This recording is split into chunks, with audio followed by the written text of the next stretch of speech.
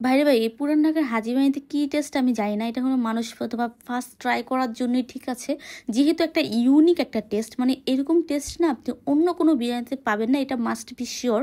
But এই টেস্টটা না এমন না যে হচ্ছে বেটার কিছু নাই, মানে ওদের একটা ঐতিহ্যবাহী একটা টেস্ট আছে যেটা অন্য কোথাও নাই। বাট এমন না যে এইটাই বেস্ট, এটা আপনার খাইতে হবে 280 টাকা দিয়ে, মানে আমার খাওয়া পসিবল না। যাই হোক, আমি হলো এরপরে চলে আসলাম আরেকটা খাবারে, সেটা হলো এই যে বিউটি লাচ্ছি। এই বিউটি লাচ্ছির মধ্যেও বা কী আছে আমি জানি না। দেখুন, এখানে একটা লাচ্ছি নিয়েছি, একটা ফালুদা নিয়েছিলাম, আর সাথে নিয়েছিলাম একটা লেবুর শরবত। তো কোনটা ভালো কোনটা খারাপ সেটা আমি বলবো। এই যে এখানে আমি হলো লাচ্ছিটা খেতে খেতে আমার ফালুদা চলে আসলো মুখের সামনে একদম। আর এই দেখুন, আমি না বারবার না লাচ্ছিটা খেয়ে বোঝার চেষ্টা করছি এটার মধ্যে কী আছে আর কি, কী আছে এটার ভিতরে। তো আমি যেটা বুঝলাম আর কি, এটা হলো কিছুই না, মিষ্টি দইটা ব্লেন্ড করা আমি মনে হলো, মানে মনে হয় লাগলো আর কি, আর কিছুই লাগলো না। বাট এই লেবুর শরবতটা যেটা ছিল 20 টাকার, মানে 50 টাকার লাচ্ছি থেকে কিন্তু 20 টাকার যে লেবুর শরবত, এটা কিন্তু অনেক মজা ছিল। মানে আমার লাইফে সবচেয়ে মজার লেবুর শরবত যদি কোনোটা হয়, এইটা হলো লেবুর শরবত। আমি বলবো না যে লেবুর শরবত খেতে এখানে আসেন 20 টাকার, একদমই না।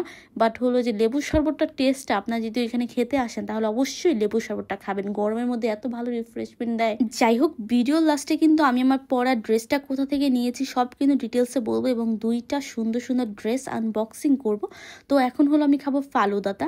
তো ফালুদাটা আমার কাছে না এত ভালো লাগেনি, কিন্তু ফালুদার মতন একটা ফল দেওয়া হয়েছে। তো আমি না অনেকক্ষণ যাবত এটা বোঝার চেষ্টা করছিলাম যে এটার মধ্যে কী ফল দেওয়া হয়েছে। তো আমি খাচ্ছিলাম আর চেষ্টা করছিলাম বোঝা যেটা কী ফল কী ফল, কিন্তু আমি বরাবরের মতো ব্যর্থ হলাম। এবং ব্যর্থ হওয়ার পর আমি ওনাদের জিজ্ঞেস করলাম যে ফলটাকে একটা গোল গোল করে না একটা ফল কাটা হয়েছে, দেখুন এখানে দেখা যাচ্ছে। আমি না মানে এরকম ফলটা জীবনে দেখিনি।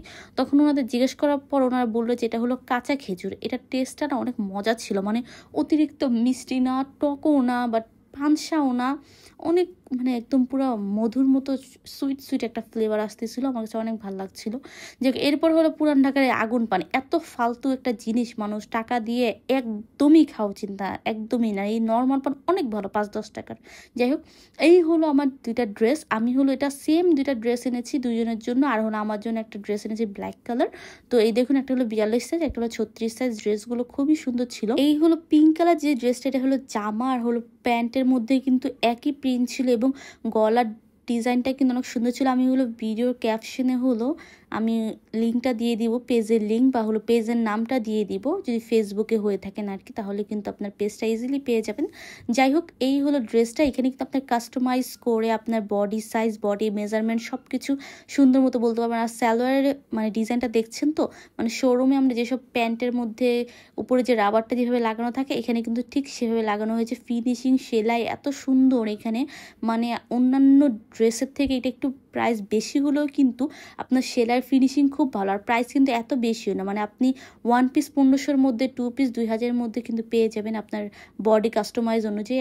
এক একটা ড্রেসের কিন্তু এক একটা প্রাইস। আপনার পেজে নক দেবেন যে কোনটার কেমন প্রাইস। আর ব্ল্যাক কালার ড্রেসটা আমার খুবই ভালো লাগছে। এটা আমি 1 পিসই নিয়েছি, যেহেতু কালো ওড়না এবং হলো কালো সালোয়ার সবার কাছে অ্যাভেলেবেল থাকে। তো আজকে এই পর্যন্তই। ভালো থাকবেন সবাই, আল্লাহ হাফেজ।